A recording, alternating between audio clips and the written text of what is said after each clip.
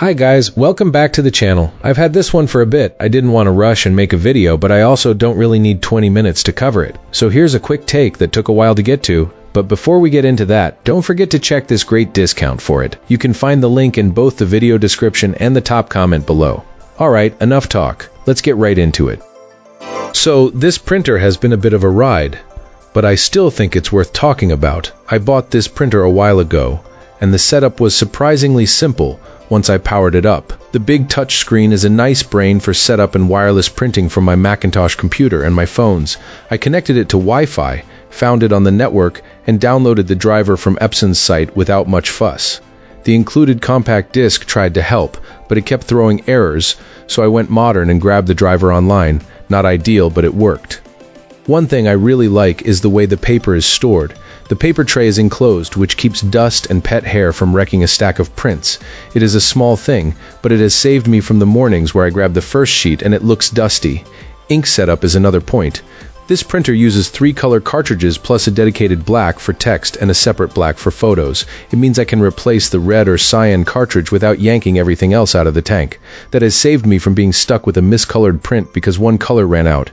It also means the ink isn't and never will be perfectly cheap, but it feels more efficient than older setups. Now, here's where my experience got a little messy. After a few months I needed to swap in a new black cartridge, and the printer kept saying the cartridge wasn't recognized. I went through the usual troubleshooting with Epson support screenshots, steps, the whole thing, and never got a real fix. They shipped a refurbished unit of the same model after I reported a defect, which was decent of them, but it did highlight that this particular unit had a problem. In my case, I eventually just used a neighbor's printer for a while, then decided to return, and the process was less than silky vac. Delivery was odd as well. The printer did not arrive in a packaging box. It went straight to the door in the plain printer box with a label on it. My mail carrier left it outside, which makes you think twice about when you're not home. On the software side, the printer delivered solid wireless printing from both phones and the Macintosh computer.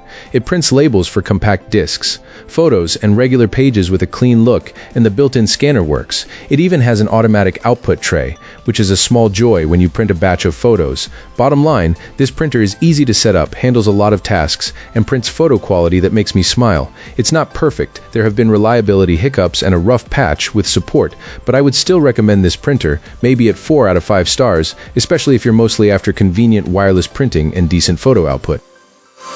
Alright, that's going to be it for today's review. Thanks for watching, and if you're curious, the product link is in the description if you want to check details or see any available offers.